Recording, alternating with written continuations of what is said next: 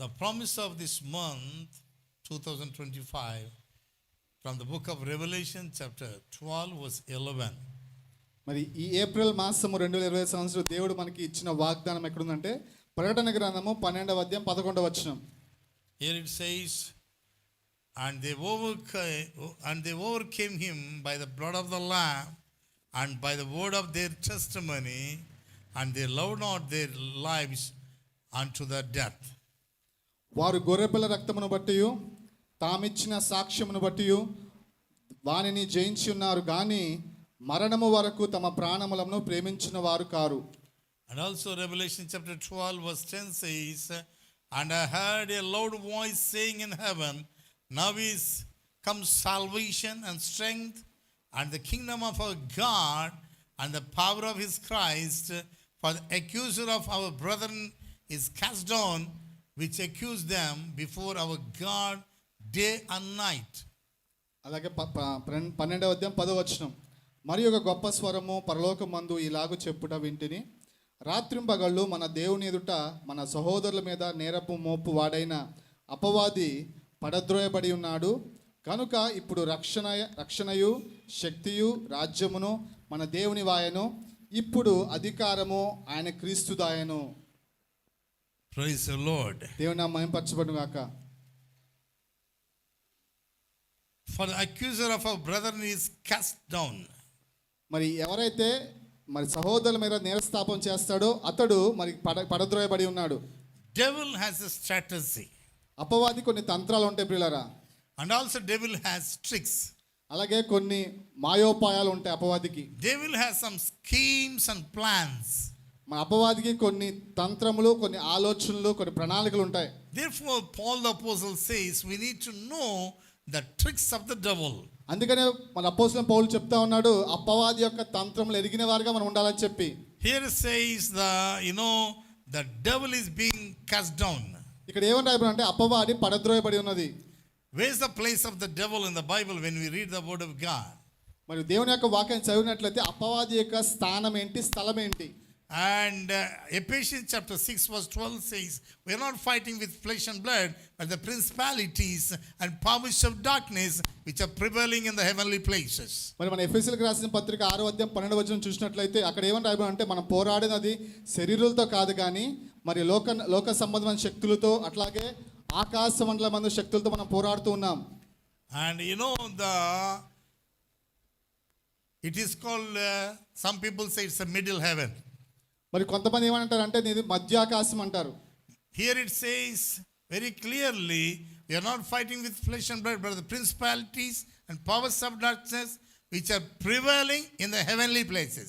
ఇక మనం చూసినట్లయితే స్పష్టంగా ఏమని రాయబడి అంటే మనం పోరాడేదే శరీరులతో కాదు కానీ మరి ఈ లోకనాథుడితోనూ, అట్లాగే ఆకాశ మండలం శక్తులతోనూ, అంధకార శక్తులతోనూ మనం పోరాడుతున్నాం. I don't number whether it is middle heaven or the top of the middle, I don't know really.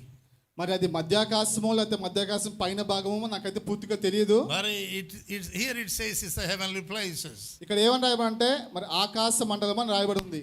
These fallen angels, some of the fallen angels are existing on this earth, planet of this earth. మరి కొన్ని పడత్రోయబడిన ఆ దూతలు ఈ యొక్క భూమి మీద అవి సంచరిస్తూ నివసిస్తూ ఉన్నాయి. According to Job chapter 2 verse 2 says, మరి యోబు గ్రంథము 2వ వచనం ప్రకారము one day Almighty God was questioning Satan, where you have come from. ఒక దినమున మరి దేవాది దేవుడు అపవాదిని ప్రశ్నిస్తా ఉన్నాడు, నువ్వు ఎక్కడి నుంచి వచ్చావని చెప్పి. And devil answered that I roam all over the earth. మరి అపవాది ఏం సమాచారం అంటే నేను భూమి అంతా సంచరిస్తా వచ్చా అని చెప్తా ఉంది. The devil will roam all over. అపవాది పని ఏంటంటే అన్ని చోట్ల సంచరిస్తూ ఉంటుంది అది. And third place of the devil, మరి అపవాది యొక్క మూడో స్థలం ఏంటంటే according to Isaiah chapter 14 verse 13, అలాగే మరి యెషయా గ్రంథము 14వ అధ్యాయం 13వ వచనం ప్రకారము, and it is called a bottomless pit. మరి అడుగులేనటువంటి స్థలం అది, bottomless pit, అడుగులేని ఒక గుంట, గొయ్యి. yes. So it is at present some of the powers of darkness are existing in the place called Sheol. మరి అట్లాగే కొన్ని దురాత్మలు ఎక్కడున్నాయంటే షియోల్ అనే ఒక ప్రాంతంలో నివసిస్తూ ఉన్నాయి. Sheol, we can see the terrible tormenting of fire. ఆ షియోల్ అనే ప్రాంతంలో భయంకరమైన వేదన మనం చూడవచ్చు. Same thing we read in the Bible in the New Testament when Jesus said the parable about rich man and Lazarus. మరి ఇదే విషయాన్ని మరి యేసు ప్రభు చెప్పిన ఉపమానం చూడవచ్చు. లాజరు అట్లాగే ధనవంతుడు ఈ విషయంలో చెప్పిన ఉపమానం చూడవచ్చు. And you know, the Lazarus was suffered like anything in this world. He went to be with the Lord in paradise. లాజరు అయితే ఈ లోకంలో ఉన్నప్పుడు ఎంతో మరి కష్టపడ్డాడు. అయితే మరణం పొందిన తర్వాత అబ్రహాము యొక్క రొమ్మున ఆనుకుంటాక పరలోకం చేర్చబడ్డాడు. And he was struggling like anything. ఈ లోకంలో కూడా ఎంతో శ్రమ అనుభవించున్నాడు. And he starved without food. మరి ఆహారం లేక ఎన్నో సార్లు మరి ఆర్తిగా ఉండవలసి He వచ్చింది. used to collect the piece of bread underneath the table of rich person. మరి ఆ ధనవంతుని యొక్క ఆ యొక్క ఆహార బల్ల మీద కింద నుంచి పడు రొట్టె మొక్కలు ఏరుకొని తింటూ ఉండేవాడు. And one day even rich person also died. మరి అలాగే ఒకనొక దినమున ఆ ధనవంతుడు కూడా చనిపోయాడు. And he went to the place called Sheol. మరి అతడు చనిపోయిన తర్వాత షియోలు అనే స్థలానికి వెళ్ళాడు. You know, when we read in the Bible, let me tell you, to make you understand, the paradise and Sheol is very nearby, side by side. మరి మన Bible మనం స్పష్టంగా మరి చదివినట్లయితే మరి ఇక పరదైసు అట్లాగే ఈ షియోల్ అనేవి మరి రెండు కూడా పక్కపక్కనే ఉంటాయి ప్రియులారా. In other words, we can say it's a neighbor's house. ఇంకో రకంగా చెప్పుకోవాలంటే ఇరుగు పొరుగు అని మనం చెప్పుకోవచ్చు. It's only neighbor's house. ఇరుగు పొరుగు అని మనం చెప్పుకోవచ్చు. But still there was a gap. There is a gap. కానీ అయినప్పటికీ ఆ స్థలానికి ఈ స్థలానికి మధ్య ఒక అగాధం ఉంది. That's the reason when this rich person was tormented by the fire, he was crying like anything, Father Abraham, send Lazarus, I'm thirsty. అందుకనే మరి ఆ యొక్క షియోల్ అనే స్థలంలో ఈ యొక్క ధనవంతుడు వేదన పొందుతున్నప్పుడు అతను గట్టిగా కేకలు వేస్తాడు, అయ్యి తండ్రి అయిన అబ్రహామా లాజరును పంపించు అని మొరపెడతా ఉన్నాడు. So these places are called the places of the devil. మరి ఈ స్థలాలన్నీ కూడా అపవాది నివసించే స్థలాలని మనం అనుకోవచ్చు. Whether it may be Sheol or hell, those things are not at all meant for human beings. మరి షియోల్ కావచ్చు లేకపోతే నరకం కావచ్చు, ఇవన్నీ కూడాను దేవుడు మానవుని కొరకు సృష్టించలేదు. You may have question as you are hearing the word of God. When you read the Bible, what's the difference between paradise and heaven and Sheol and hell? మరి మన బైబిల్ చదువుతున్నప్పుడు మనం ఈ రీతిగా మనలో సందేహాలు రావచ్చు. మరి పరదైస్ అంటే ఏంటి, పరలోకం అంటే ఏంటి, రెండు వ్యత్యాసం ఏంటి, అట్లాగే నరకానికి షియోల్ అనే స్థలానికి వ్యత్యాసం ఏంటో నాకు ప్రశ్నలు రావచ్చు. There is a joy in paradise actually. మరి పరదైస్లో ఒక సంతోషం ఉంది. People those who are in paradise, మరి ఎవరైతే పరదేశంలో ఉన్నారో when time comes, సమయం వచ్చినప్పుడు after the final judgment, మరి ఆఖరి మరి జడ్జిమెంట్ అయిన తరువాత all these souls, those who are living, existing in the paradise, they will have promotion to heaven. మరి ఏ ఆత్మలైతే ఇక పరదేశంలో నివసిస్తున్నాయో ఇవన్నీ కూడాను మరి పరలోకానికి మరి ఎత్తబడతాయి, చేర్చబడతాయి. They will enjoy from joy to overjoy. మరి వాళ్ళు ఆనందం నుండి మహానందభరితులై వాళ్ళు ఆనందిస్తారు. What about the people those who are already getting tormented by the fire in Sheol? మరి షియోల్ అనే స్థలములో మరి అగ్ని గంధకం చేత ఇబ్బంది పడుతున్న వాళ్ళ పరిస్థితి ఏంటి? They will also going to get promotion. అపవాదికి కూడా ప్రమోషన్ వస్తుంది అప్పుడు. The souls which are tormenting in the Sheol, మరి ఏ ఆత్మలైతే మరి ఆ యొక్క షియోల్ అనే స్థలములో మరి హింసించబడతా ఉన్నాయో, those who died without Christ Jesus, యేసుక్రీస్తు లేకుండా ఎవరైతే చనిపోయారో at present they are crying in the place called Sheol. మరి అలాంటి వాళ్ళు షియోల్ అనే స్థలములో వాళ్ళు మొరపెడతా ఉన్నారు. They will also get promotion from Sheol to hell. మరి అట్లాగే అపవాదికి కూడా ప్రమోషన్ వస్తుంది. ఎక్కడి నుంచి అంటే షియోల్ నుంచి మరి నరకంలోనికి. And pain to over pain, more pain. వేదన నుండి మహావేదనలోకి. And people those who are in paradise, మరి ఎవరైతే ఆ యొక్క పరదేశంలో ఉన్నారో they will be promoted from paradise to heaven so that they will have gain to more gain.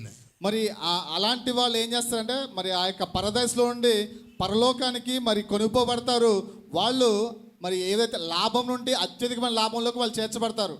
People those who died in Christ Jesus, they will have gain to gain But without Christ, people, those who died, they will have pain to more pain.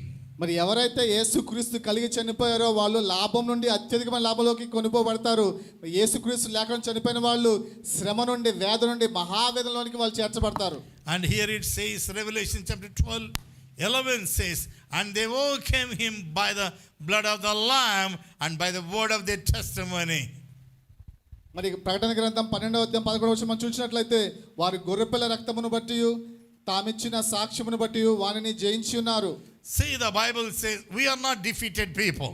వాక్యంలో స్పష్టంగా ప్రియులారా మనం ఓడిపోయిన జనాంగం కాదు. Whether you may be financially sound or poor, whatever your family background and your situation, whether you have job or not, whether you will have promotion or not, no matter. The Bible says we are not defeated people. మరి మనము ఆర్థికంగా ఉన్నతంగా ఉన్నా, బలంగా ఉన్నా, లేదా బలహీనంగా ఉన్నా, లేదా ఉద్యోగం ఉన్నా లేకపోయినా, లేకపోతే మన జీవితంలో ఏది ఉన్నా లేకపోయినా వాక్యం స్పష్టంగా సెలవుస్తుంది మనం ఓడిపోయిన జనాంగం కాదు అని చెప్పి. We are more than conquerors. మనం అత్యధిక విజయం కలిగిన వారు పిల్లరా. How we call as a conquered people. ఏ రీతిగా మనము జయము పొందిన వారమని వాక్యం సెలవిస్తా ఉంది. And also Bible says we are more than conquerors.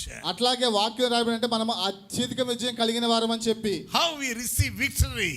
ఏ రీతిగా మనం విజయాన్ని పొందుకున్నాం? Through the blood of the Lamb. మరి గొర్రెపిల్ల యొక్క రక్తమును బట్టి.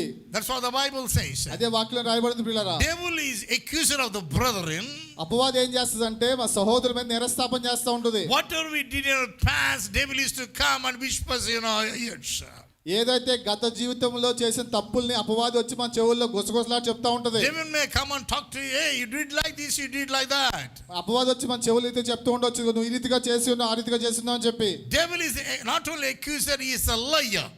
అపవాది నేరస్థాపన చేసేవాడు మాత్రమే కాదని వాడు అబద్ధికుడు. We are not here to listen to the devil. అపవాది యొక్క మాట వింటా మనం ఇక్కడ లేము.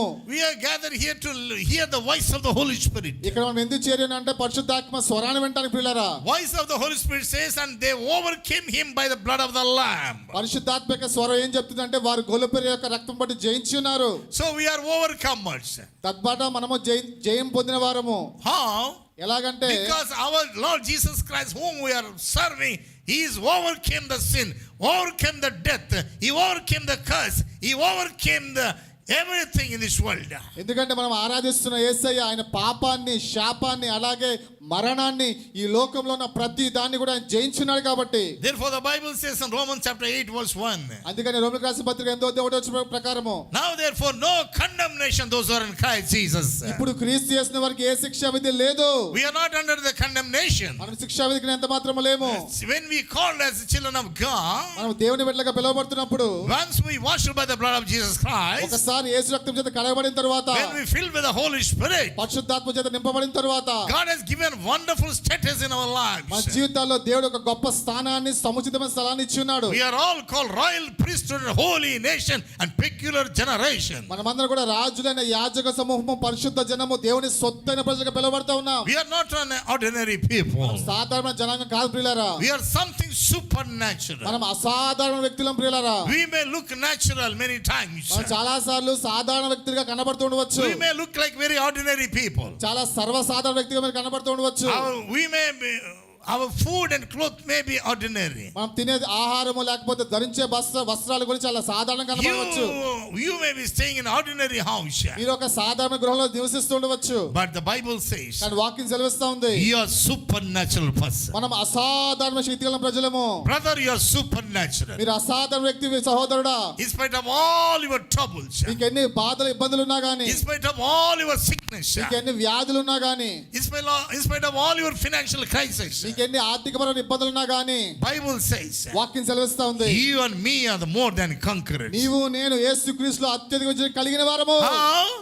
ఎలాగా? We overcame the devil by the blood of the Lamb. ఎందుకంటే అపవాదిని గొర్రెపిల్ల రక్తం చేత మనం జయించున్నాం కాబట్టి. How? The blood of the Lamb has a his blood has a life.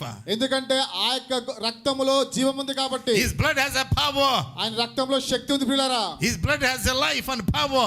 ఆయన రక్తంలో జీవం అలాగే శక్తి ఉంది ప్రియులారా. Blessed be the name of the Lord. దేవుని నామం స్తుతించబడును గాక. Whole world Christians are observing Lent days these days, right? మరి ఈ దినాల్లో ప్రపంచమంతా కూడా లెంట్ డేస్ ని వాళ్ళు ఆచరిస్తూ ఉన్నారు. We are also coming and participating in prayer every evening. ప్రతి సాయంత్రకాలం కూడా మనం కూడా సంఘానికి వచ్చి ప్రార్థనలో పాల్గొంటున్నాం. We don't want to observe Lent actually.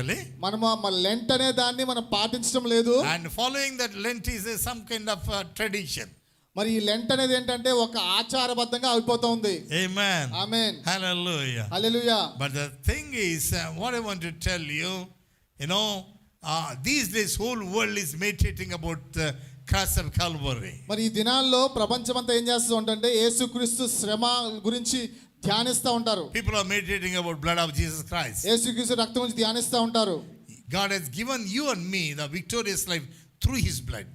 మరి ఆయన రక్తము ద్వారా నీకు నాకు దేవుడు ఏదైతే గొప్ప విజయాన్ని ఇచ్చిన్నారు. And word of their testimony. అలాగే వాళ్ళ నోటి సాక్ష్యాన్ని బట్టి Acts chapter 1 verse 8 says, అపోస్తలుల కార్యం 1:8 ప్రకారము, and ye shall receive power when the Holy Spirit comes upon you. పరిశుద్ధాత్మ మీదకి వచ్చినప్పుడు మీరు శక్తిని పొందుకుంటారని రాయబడింది అక్కడ. And ye will be my witness in all Judea, Samaria and ends of the earth. మరి మీరు నాకు యూదయ సమరయ అలాగే భూదిగంతులు నాకు సాక్షులు ఉంటారని రాయబడింది అక్కడ. Amen. Amen. So God has given two things to the church. మరి దేవుడు సంఘానికి రెండు విషయాలు ఇచ్చి ఉన్నాడు పిల్లరా. What are the two things in order to overcome the devil? అపవాదిని జయించాలంటే రెండు విషయాలు ఏంటి? Number 1, the blood of the lamb. మొట్టమొదటిగా గొర్రెపిల్ల యొక్క రక్తము. And secondly, through our testimony. రెండవది ఏంటంటే మన నోటి సాక్ష్యంను బట్టి. Both are very powerful. ఈ రెండు చాలా శక్తివంతమైన పిల్లరా. When we call as children of God, we need to keep up our testimony. మరి దేవుని బిడ్డలుగా మనం పిలువబడుతున్నప్పుడు మనం సాక్ష్యాన్ని కాపాడుకునేవారుగా మనం ఉండాలి. Our testimony is very important. మన సాక్ష్యం చాలా ప్రాముఖ్యం పిల్లరా. And few days back, so I went to the PTC ground, police training college. మరి కొన్ని దినముల క్రితము మరి పోలీస్ ట్రైనింగ్ కాలేజ్ ఆ ప్రాంతానికి వెళ్ళి ఉన్నాను. Some guy was calling by name Raghu.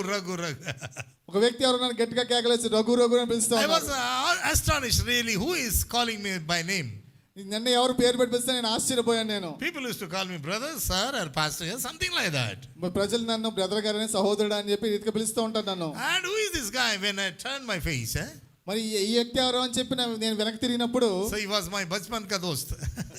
నా చిన్ననాటి స్నేహితుడు. And he was Muslim guy.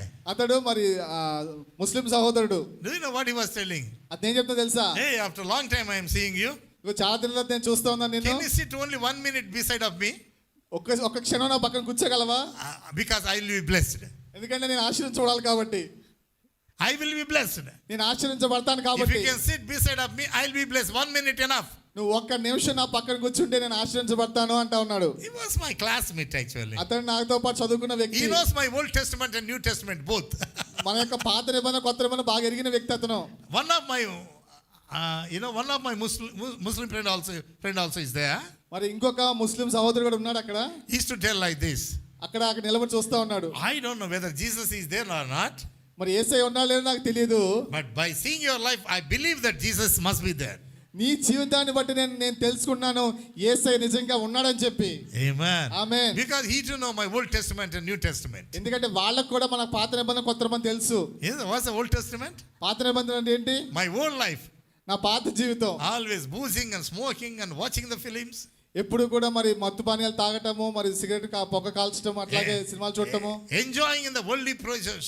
లోక సంబంధ విషయాల్లో మరి ఆనందించటము. That was my whole life. అది నా పాత జీవితము. But when it comes to New Testament, కానీ కొత్త నిబంధనకు వచ్చేసరికి only enjoying the presence of God. ఎల్లవేళ దేవుని యొక్క సన్నిధిని ఆనందించటమే. Bible says వాక్యం సెలవిస్తా ఉంది. there is a joy in the presence of God. దేవుని సన్నిధిలో నిత్య సుఖములు కలవు ప్రియులారా. Through his presence, through the blood of the lamb.